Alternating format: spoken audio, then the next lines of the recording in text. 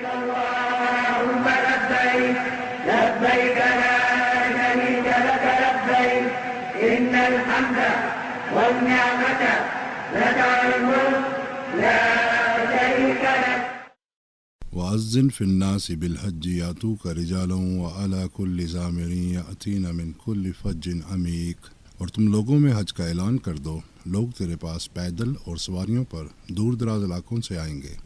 قریباً 4,500 سال پہلے اللہ کے حکم پر حضرت ابراہیم علیہ السلام کی پکار کے جواب میں لوگ دین و دنیا کی بھلائی اور رب کائنات کی خوشنودی حاصل کرنے دنیا کے کونے کونے سے مکہ معظمہ کی طرف کھینچے چلے آتے ہیں۔ مناسک حج اور انتظامی امور سے آگاہی۔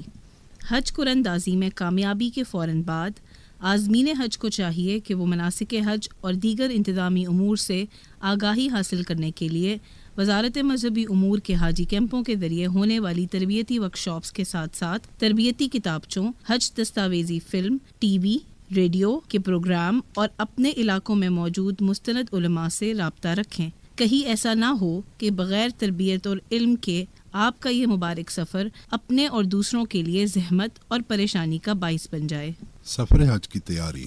حج پر روانہ ہونے سے پہلے رقم یعنی کم از کم 2,000 سعودی ریال کے انتظام کے علاوہ حاجی کیمپ سے سفری دستاویزات یعنی پاسپورٹ، ٹکٹ، ویزا، شناختی لاکٹ وغیرہ بھی حاصل کر لیں۔ پاسپورٹ، ویزے اور ٹکٹ کی فوٹو کاپی بھی احتیاطاً اپنے ساتھ رکھیں۔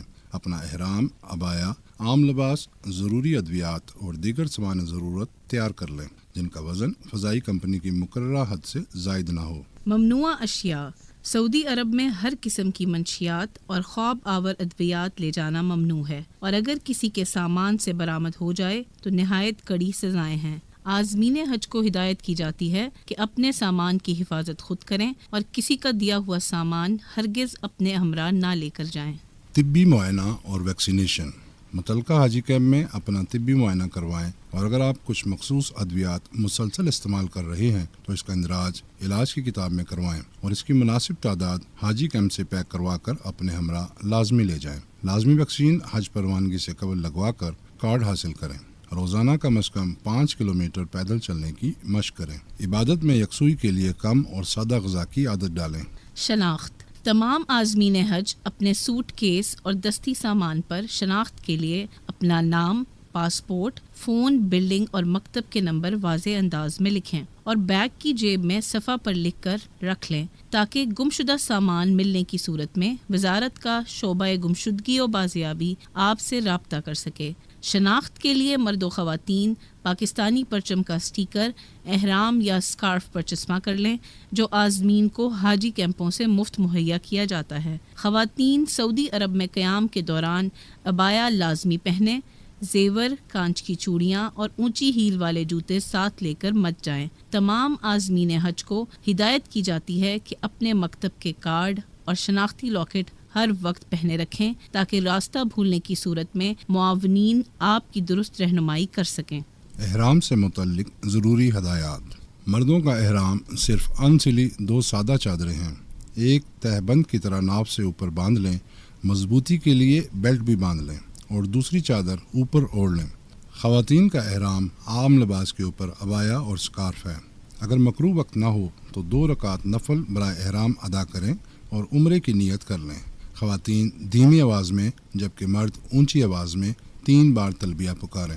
لبیک اللہم لبیک لبیک لا شریک لک لبیک ان الحمد والنعمت لک والملک لا شریک لک لبیک اللہم لبیک لبیک لا شریک لک لبیک ان الحمد والنعمت لک والملک لا شریک لک لبیک اللہم لبیک لبیک لا شریک لک لبیک ان الحمد والنعمت لک والملک لا شریک لک۔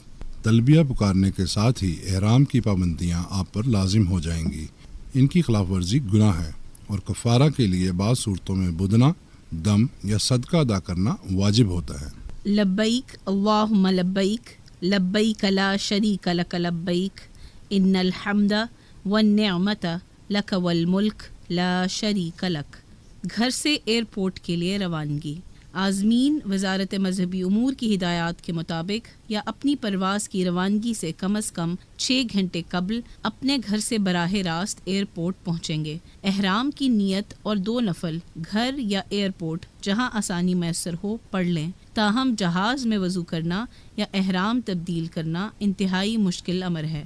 براہ راست مدینہ منورہ پرواز والے عازمین عام کپڑوں میں ہی ایئرپورٹ پہنچیں گے اور مدینہ قیام کے بعد مکہ مکرمہ روانگی کے وقت احرام باندھیں گے۔ پرائیویٹ اسکیم کے عازمین اپنے پاسپورٹ، ٹکٹ اور ویزا اپنے حج گروپ آرگنائزر سے حاصل کر کے اس کی ہدایات کے مطابق عمل کریں۔ اپنے حج پیکج کے معاہدے کی کاپی لازمی ساتھ رکھیں۔ سامان کی بکنگ اور بورڈنگ کارڈ کا حصول۔ ایئرپورٹ کی عمارت میں داخل ہونے کے بعد کسٹم حکام آپ کا سامان چیک کریں گے۔ چیکنگ کے بعد اپنی متعلقہ پرواز کے کاؤنٹر پر سامان جمع کروا کر ٹیگ اور بورڈنگ کارڈ حاصل کر لیں۔ اب آپ اپنے دستی سامان کے ہمراہ امیگریشن کاؤنٹر سے گزر کر مسافروں کی انتظار گاہ میں پہنچ جائیں گے۔ جب جہاز میں جانے کا اعلان ہو تو قطار بنا کر جہاز کی جانب روانہ ہوں۔ جہاز میں اپنی سیٹ کے اوپر موجود خانے میں اپنا دستی بیگ رکھ کر اطمینان سے بیٹھیں اور عملے کی ہدایات پر سختی سے عمل کریں۔ دوران پرواز ذکر و اذکار اور تلبیہ پکارتے رہیں۔ جدہ یا مدینہ منورہ ایئرپورٹ۔ جدہ یا مدینہ منورہ ایئرپورٹ پر اترتے ہی سب سے پہلے آپ کا واسطہ سعودی امیگریشن حکام سے پڑے گا، جو آپ کے پاسپورٹ چیک کرنے کے بعد داخلے کی مہر لگائیں گے۔ یہاں کافی وقت صرف ہو سکتا ہے۔ امیگریشن سے فارغ ہو کر آپ ایک بڑے ہال میں پہنچیں گے۔ سعودی حکام کی رہنمائی میں یہیں سے آپ کو اپنا سامان ملے گا، جو آپ کی آمد کے ساتھ ہی کنویئر بیلٹ کے ذریعے اس ہال کے بیرونی حصے میں پہنچا دیا جاتا ہے۔ اس ہال سے باہر نکلنے پر سبز پاکستانی پرچم تھامے دفتر امور حجاج پاکستان کا عملہ آپ کو خوش آمدید کہے گا اور آپ کو بسوں کی انتظار گاہ تک پہنچائے گا۔ بسوں میں سوار ہوتے وقت قطار بنائیں اور ہمیشہ خواتین اور بزرگ عازمین کو ترجیح دیں۔ بسوں میں حجاج کی تعداد مکمل ہونے اور خاص ترتیب سے روانگی سے لے کر اپنی رہائشی عمارت تک پہنچنے کے تمام مراحل صبر و تحمل اور خندہ پیشانی سے طے کریں۔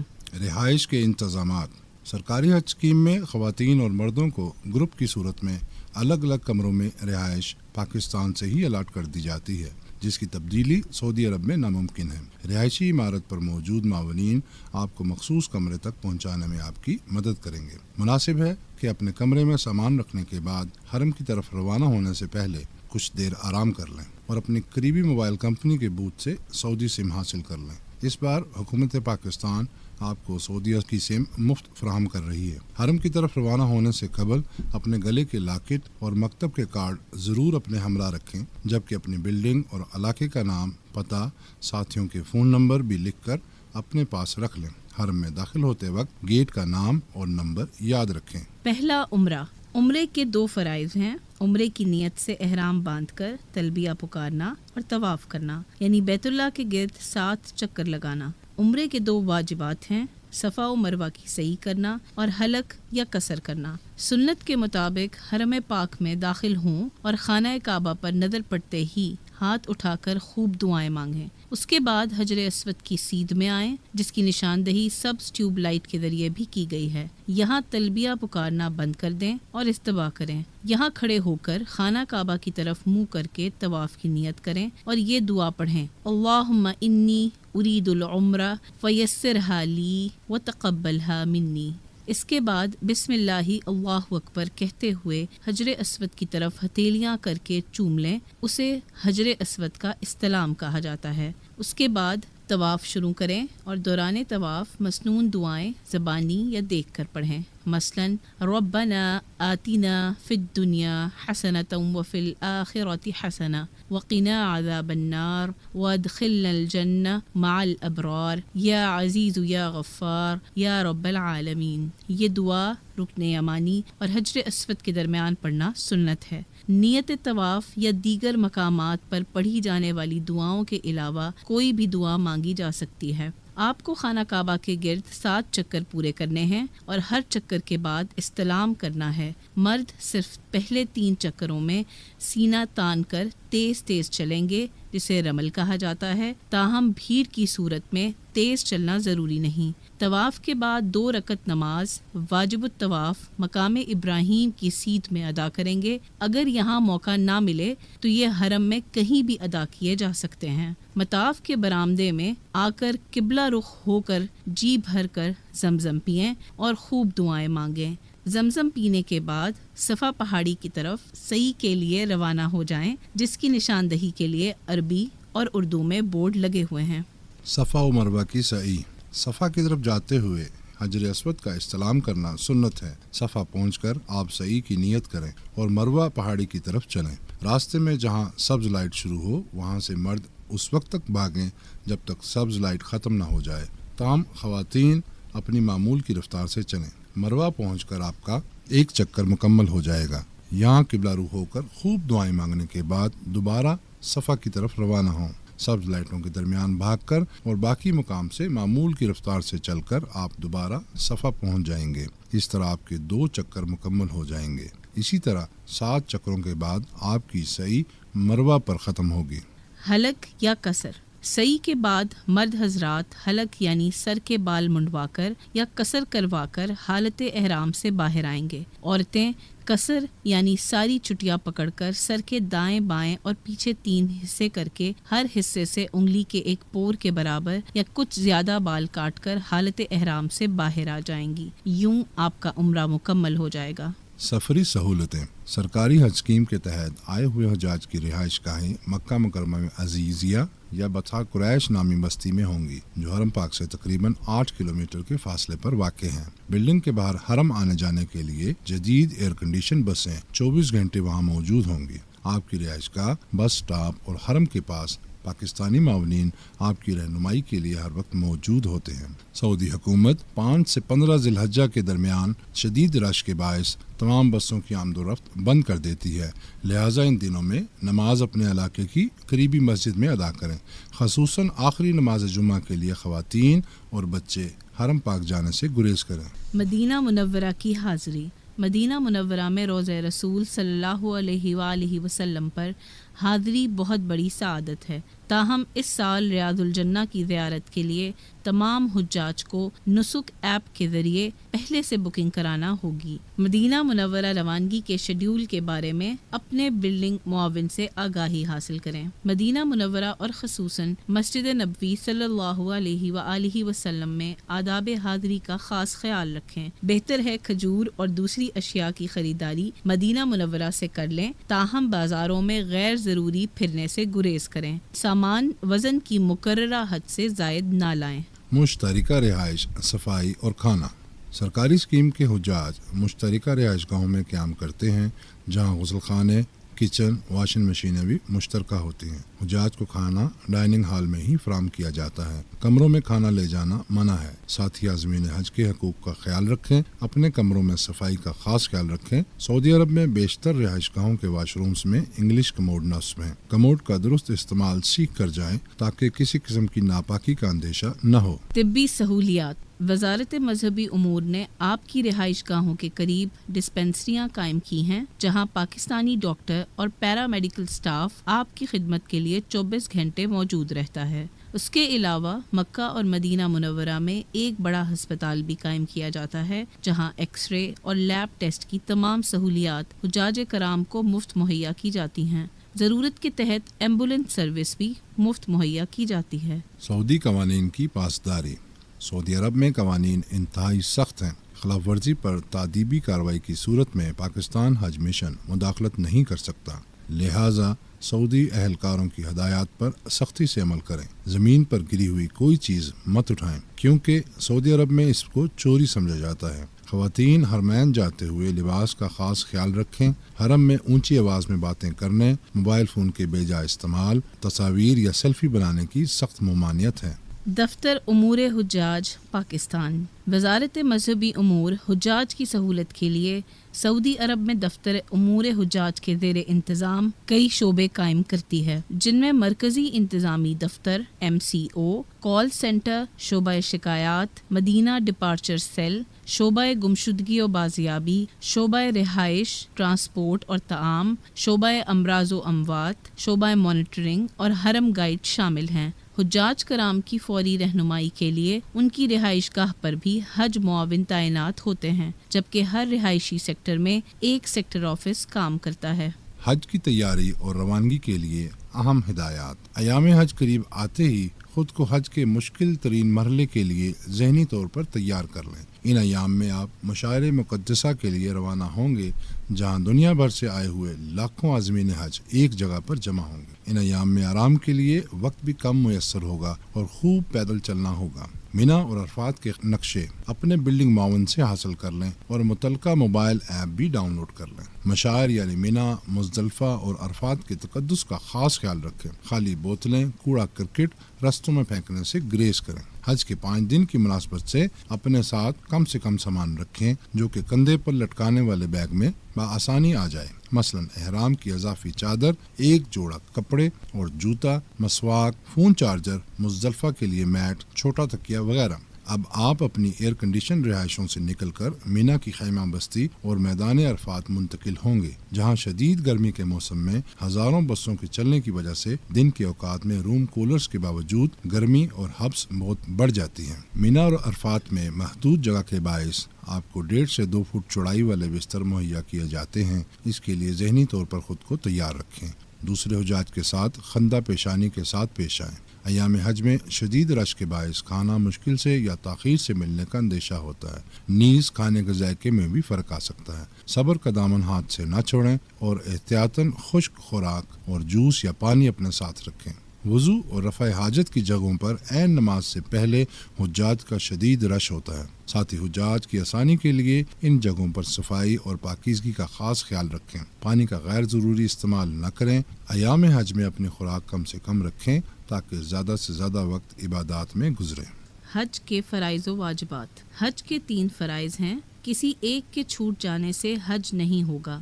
نمبر 1، حج کی نیت سے احرام باندھ کر تلبیہ پکارنا۔ نمبر 2، 9 ذوالحجہ کو وقوف عرفات۔ اور نمبر 3، طواف زیارت۔ حج کے 6 واجبات ہیں، کسی واجب کے رہ جانے پر دم دینے سے تلافی ہو جائے گی۔ وقوف مزدلفہ، رمی، قربانی، حلق یا قصر، سعی، طواف وداع۔ مینا روانگی۔ حج 5 دنوں کا ہوتا ہے جو 8 ذی الحج سے شروع ہو کر 12 ذی الحج کو ختم ہوتا ہے۔ 8 ذی الحج یا 7 ذی الحج کی رات کو آپ اپنی رہائش گاہ سے احرام باندھنے کے ساتھ حج کی نیت لبیک حجا کے الفاظ ادا کر کے مینا کی طرف روانہ ہوں گے۔ مکتب کے ذمہ دار روانگی سے قبل عازمین حج کو مینا کے کارڈ بھی دیں گے، جن پر خیمہ نمبر، مکتب اور دوسری معلومات درج ہوتی ہیں۔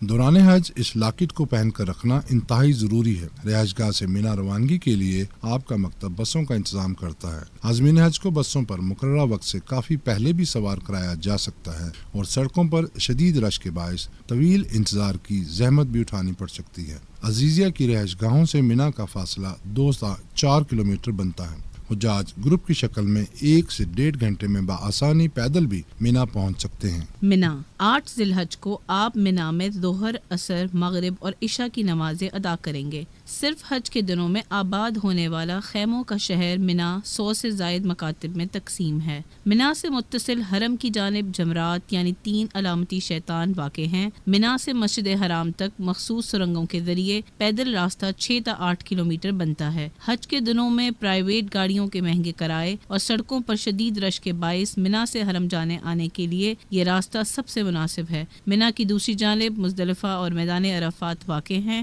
جو بالترتیب تقریباً 4 اور 14 کلومیٹر دوری پر ہیں۔ رات مینا میں ہی قیام ہوگا۔ 9 ذی الحج کی فجر یا آدھی رات عرفات کی طرف روانگی شروع ہو جاتی ہے۔ مشاعر میں آمد و رفت کے طریقے۔ مینا، مزدلفہ اور عرفات کے درمیان ایک جدید اور تیز رفتار مشاعر ٹرین چلتی ہے، لیکن اس کی کل گنجائش 3 لاکھ حجاج تک محدود ہے۔ نیز سعودی تعلیمات کے مطابق ٹرین ٹکٹ صرف اسٹیشن کے نزدیکی مکاتب کو ملتا ہے۔ ٹرین کے ذریعے جانے والے عازمین حج کے لیے 3 اسٹیشن بنائے گئے ہیں، ٹرین ٹکٹ کے مطابق اپنے مخصوص اسٹیشن سے ہی سوار ہوں۔ زیادہ تر حجاج بسوں کے ذریعے یا پیدل سفر کرتے ہیں۔ تمام حجاج مکتب کے دیے گئے شیڈول کی پابندی کریں، ورنہ بسوں کی روانگی میں تاخیر ہو سکتی ہے۔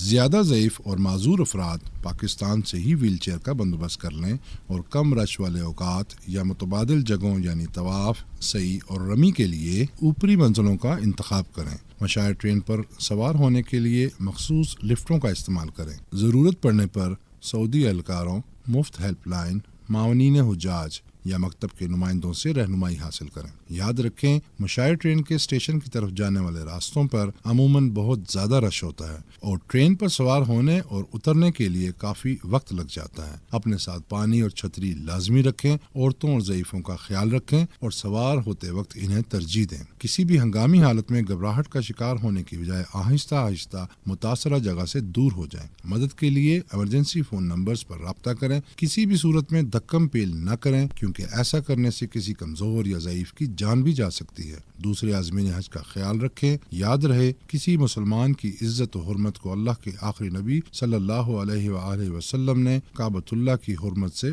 برتر قرار دیا ہے۔ وقوف عرفات 9 ذی الحج کا وقوف عرفہ حج کا رکن اعظم ہے۔ اگر یہ رکن رہ جائے تو حج نہیں ہوتا، تاہم غروب آفتاب سے پہلے میدان عرفات میں پہنچنے والے کا وقوف ہو جاتا ہے۔ اگر آپ مسجد نمرہ سے دور ہیں تو اپنے خیموں میں ہی باجماعت نماز ادا کریں اور فراغت کے بعد اپنے رب کے حضور مغرب کے وقت تک مناجات کرتے رہیں۔ غروب آفتاب مکمل ہوتے ہی تمام حجاج نماز مغرب پڑھے بغیر مزدلفہ کی طرف روانہ ہو جاتے ہیں۔ حجاج بس یا ٹرین کے ذریعے مزدلفہ روانہ ہوں گے۔ رش کی وجہ سے سواری پر یہ فاصلہ 3 سے 5 گھنٹوں میں جبکہ پیدل 2 گھنٹوں میں طے ہوتا ہے۔ اس موقع پر صبر و تحمل اور ایثار و قربانی سے کام لیں۔ وقوف مزدلفہ پہنچ کر حجاج مغرب اور عشاء کی نمازیں اکٹھی ادا کرنے کے بعد شیطانوں کو مارنے کے لیے کم از کم 70 عدد کنکریاں اکٹھی کرتے ہیں۔ یاد رہے کہ مزدلفہ کی رات مشکل اور دشوار ہوتی ہے۔ اس موقع پر گرمی، بے آرامی اور سفر کی صعوبتوں کے پیش نظر بعض حجاج گھبرا جاتے ہیں۔ یاد رکھیں، یہی آزمائش کی گھڑی ہے۔ اپنے رویے میں شائستگی برقرار رکھیں، بے جا شکوے شکایات سے گریز کریں اور ایک دوسرے کو برا بھلا نہ کہیں۔ اگلا دن بھی نہایت مشقت طلب ہوگا، اس لیے ضرور آرام کر لیں۔ حجاج 10 ذی الحج کی صبح نماز فجر ادا کرنے کے بعد پھر دعاؤں میں مشغول ہو جاتے ہیں اور وقوف مزدلفہ مکمل کر کے طلوع آفتاب کے بعد پیدل، بسوں یا ٹرین کے ذریعے مینا کی طرف روانہ ہوتے ہیں۔ مزدلفہ سے مینا کا فاصلہ 4 کلومیٹر ہے۔ مینا پہنچنے کے بعد آرام کی غرض سے اپنے خیموں میں جا سکتے ہیں۔ رمی جمرات 10 ذی الحج کو حجاج نے صرف بڑے شیطان کو 7 عدد کنکریاں مارنی ہیں۔ انتہائی ضعیف مرد و خواتین کی طرف سے ان کے وکیل بھی کنکریاں مار سکتے ہیں۔ حجاج کو چاہیے کہ جمرات کی طرف جانے والے راستوں سے آگاہی حاصل کریں، صرف مکتب کے مقرر کردہ وقت پر اور گروپ کے ساتھ روانہ ہوں۔ گم ہو جانے کی صورت میں راستوں پر تعینات پاکستانی پرچم تھامے معاونین حجاج سے رہنمائی حاصل کریں۔ قربانی، حلق یا قصر۔ کنکریاں مارنے کے بعد حجاج سنت ابراہیمی کے تحت قربانی کرتے ہیں۔ لاکھوں حجاج کے لیے قربانی خود کرنا یا قربان گاہ تک جانا بہت دشوار ہوتا ہے۔ تاہم جو حجاج اپنے ہاتھ سے سعودی محکموں کے ذریعے قربانی کرنا چاہیں، ان کی سہولت کے لیے حرم کے نزدیک قربانی کے کوپن حاصل کرنے کے لیے جگہ جگہ بوتھ بھی قائم ہیں۔ خبردار رہیں، کسی بھی انجان شخص کو قربانی کے پیسے مت دیں۔ کوپن پر قربانی کا وقت اور دن درج ہوتا ہے۔ حجاج کرام کو چاہیے کہ جب تک قربانی کا وقت نہ آ جائے اس وقت تک حلق یا قصر نہ کروائیں اور حالت احرام میں ہی رہیں۔ قربانی کے بعد حجاج جمرات یا حرم کے نزدیک دکانوں سے حلق یا قصر کروا کر حالت احرام سے باہر آ جاتے ہیں۔ طواف زیارت حجاج کرام مسنون غسل کے بعد سادہ کپڑے پہن لیتے ہیں اور پھر حج کے آخری فرض طواف زیارت اور سعی کے لیے حرم روانہ ہوتے ہیں۔ سعودی حکام دوران حج مینا میں ہر قسم کی ٹریفک کا داخلہ بند کر دیتے ہیں۔ زیادہ تر حجاج جمرات سے حرم آنے جانے کے لیے شیڈ اور سرنگ والا پیدل راستہ اختیار کرتے ہیں جو کہ 4 کلومیٹر بنتا ہے۔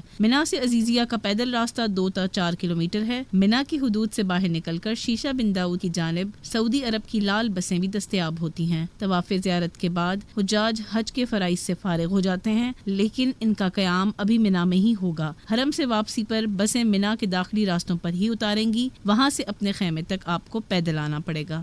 11، 12 اور 13 ذی الحج کی رمی 11 ذی الحج کو تینوں شیطانوں کو 7 کنکریاں مارنے کے بعد حجاج کا قیام مینا میں ہوتا ہے۔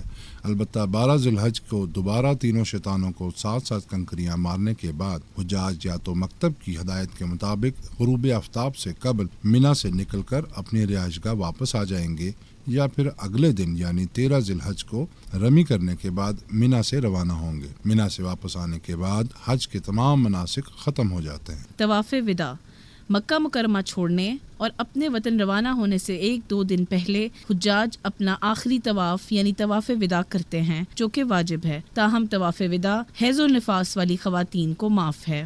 خواتین و حضرات، حج کا اجر و ثواب خندہ پیشانی کے ساتھ مشکلات کا مقابلہ کرنے میں ہے۔ آپ کی خدمت میں ان گزارشات کو پیش کرنے کا مقصد آپ کو ذہنی طور پر کسی بھی صورتحال سے نمٹنے کے لیے خود کو تیار کرنا ہے۔ دوران حج سخت گرمی اور شدید موسمی حالات میں آپ کو 5 سے 15 کلومیٹر پیدل سفر کرنا پڑ سکتا ہے۔ الحمدللہ حجاج کرام صدیوں سے یہ سفر کرتے چلے آئے ہیں اور اللہ تعالیٰ آسانیاں بھی پیدا فرماتا ہے۔ اللہ تعالیٰ ہمارا یہ سفر مبارک قبول فرمائے، آمین۔